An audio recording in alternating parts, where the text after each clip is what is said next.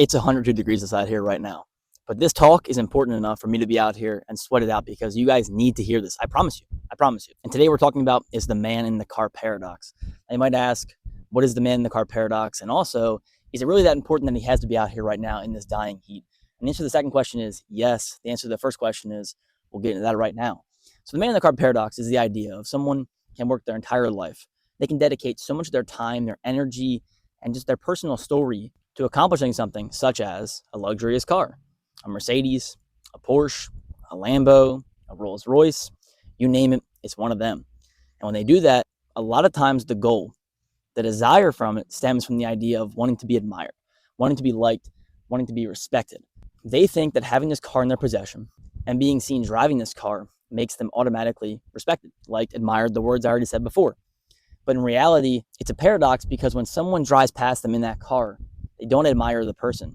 They admire the car. They admire the material good because it's a fallacy and a paradox. They wish they had that car because then they could become admired, respected, desired, just like the person driving the car thinks that the car makes them. And that's why it's a paradox, because when you're the person driving past the car and admiring it, you want the car for the exact same reasons that the guy who's in the car wanted to have it in the first place. But for some reason, we think that when we get the car, it'll be any different.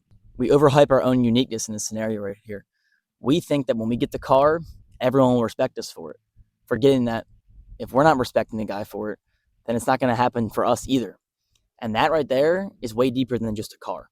Like, don't think I got out here in this heat just to talk about a car to you, okay? This is anything in life that you're doing for other people's approval that is in terms of material goods. And it's like we think that these material goods will make us feel respected. And that right there just goes to the list of how a lot of people, their want is just approval. It's validation. They want to be accepted and loved and admired by people around them. And a lot of times we're just wrong in the ways that we think we can accomplish that. We think that, just doing all these things will make people like us and respect us and care about us. But I'm telling you right now, it's not the material goods that you have, it's not the things you own. It's really just your character. It's who you are as a person. And don't get me wrong, the material good chase could get you right, actually. Because if it develops you into a person that is respectable character-wise, then maybe it works out in the end. But if you're a douchebag without money, or you're a douchebag with money, either way, the first term is always going to matter more. That person's a douchebag. So it's really just the actions that you display to people, the character that you have. And it's supposed to be uplifting here because I'm just telling you that your actions that you commit on people matter so much more than anything in life. I don't care if you feel like you have nothing to offer in terms of material goods. You don't have the nicest car. You don't have the most money. You don't have the biggest house. As long as you are a solid person, as long as you do the right thing and you give people a story that is respectable, you will be respected. I can prove this to you too because you can look up. I guarantee you most people out here would say they respect a Navy SEAL. Okay? Most people would respect a Navy SEAL. I respect Navy SEAL. If someone met me and they shook my hand and I found out they were a Navy SEAL, I'd be like, damn, that's pretty sick right there. That's pretty respectable. But I challenge you right now. Go on Google, go on Safari, whatever. Look up a Navy SEAL salary.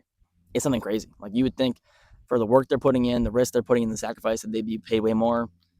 I could be wrong here. I think it's like $80,000 to $90,000. Okay, I promise you, someone making $80,000 to $90,000 is not buying a Lambo, a McLaren, a Bentley, whatever. They're not. But the thing is, though, we respect the Navy SEAL because of the sacrifice they took, the adversity they went through, and the journey of hardships they withstood to get to where they are. And so it was never the material good that matters. It was never the car. It's the fact that they became a Navy SEAL. They took the training. They sacrificed it and put it on the line. They went through hardship after hardship after hardship and succeeded and came out on top. So for you, it's like, if you really want to be respected, if you want the approval that bad, because first off, I would tell you to try to find approval and validation from yourself first. Respect yourself. But if you really are on this journey and it can't be shaken, like, you just want to let people to look at you and be like, wow, that guy is something. He's respectable. Or that woman, she really is someone to look up to.